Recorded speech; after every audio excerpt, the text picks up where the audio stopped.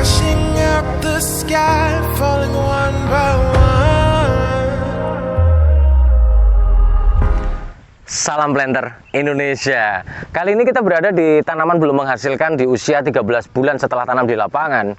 Kondisinya adalah mengalami serangan yang cukup parah pada tanaman kecil ini, bahwa tanaman kecil ini pada awalnya adalah sebenarnya terkena adalah kumbang tanduk sebenarnya.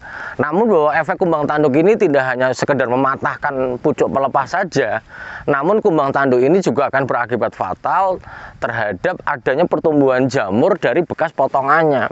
Sehingga bahwa sudah diaplikasikan, sudah dilakukan pengendalian kumbang tanduknya, tanaman kok masih merana. Nah, seperti ini. Jadi kumbang tanduk ini atau Oryctes rhinoceros ini adalah bahwa akan menyerang bagian pangkal pelepah. Jika dia yang betina sampai ke dalam, sampai pangkal pelepahnya bisa mau sampai patah.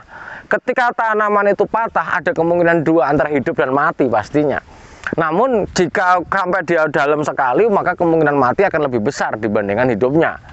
Tapi ada juga kalau dia kumbang yang jantan saja, hanya di atas saja, hanya makan di atasnya.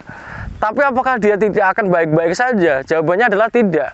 Ketika sudah dilakukan, sudah ada kondisi terserang hama kumbang tanduk ini, maka kita harus segera melakukan tindakan lainnya jika tanaman masih muda seperti ini ataupun tanaman yang masih bisa dijangkau.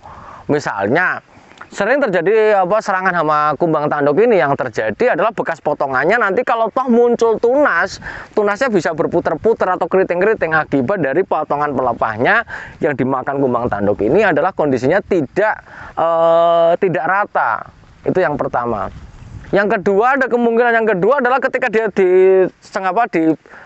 diserang kumbang tanduk, kondisi pola pangkalnya, maka ada hujan, maka dia terjadi kayak ada semacam jamur-jamur yang sampai saat ini nggak mau sembuh ini jamur-jamur ini. Maka inilah kita perlu yang namanya fungisida yang sudah adanya antibakterinya, yaitu adalah misalnya pakai Nordok.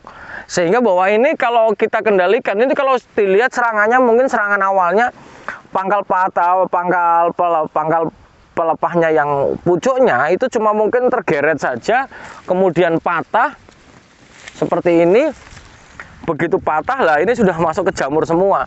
Karena bahwa memang harus ada penanganan lain di dalam serangan kumbang tanduk ini, yaitu adalah aplikasi fungisida yang juga berserta dengan bakterisida yang ada kandungan tembaganya, yaitu adalah Nordok. Kita semprotkan ke sini sehingga bahwa nanti lama-lama pucuknya ini akan sembuh. Kalau kayak gini terus ini nggak akan sembuh. Ini mungkin kalau kita pakai insektisida, mungkin awalnya akan hilang saja, namun akan datang kembali juga tidak. Tapi bahwa kondisi pangkal pelepah yang sudah terserang, kemudian ada hujan, yang terjadi adalah tetap akan adanya jamur yang seperti ini sampai ke bawah, dan ini bisa mengakibatkan kematian. Kemudian para planter dan para petani semuanya yang harus dipahami lagi, ketika pengendalian kumbang tanduk menggunakan kimia, maka jangan sampai penyemprotan kumbang tanduk ini ke dalam pokok ini adalah sampai terakumulasi cairan larutan yang terlalu banyak di dalamnya. Jika terkonsentrasi larutan terlalu banyak di dalamnya, juga akan membunuh dari pucuknya itu sendiri. Jika jumlahnya banyak sekali, sampai misalnya kayak contong, kemudian masuk larutannya di sini, terjadi penggenangan di sini, ya jelas itu akan sangat berpengaruh terhadap kondisi pucuknya. Mungkin hal itu harus dipahami oleh para planter dan para petani semuanya. Inti dari pengendalian kumbang tanduk itu adalah bagaimana kita melakukan sanitasi di dalam lahan kita. Jangan menumpuk bahan organik. Walaupun memang kondisi pelepah yang muda ini memang sangat enak sekali untuk dikonsumsi kumbang tanduk, diserang kumbang tanduk untuk dikonsumsi karena memang manis katanya ya. Saya juga belum pernah ngicipi pucuknya. Nah, ini harus ditangani sangat sayang sekali di usia 13 bulan setelah tanam di lapangan sudah mulai keluar bunganya, sehingga jangan sampai kita menjadi petani yang gagal panen di usia perdana nanti kita panen.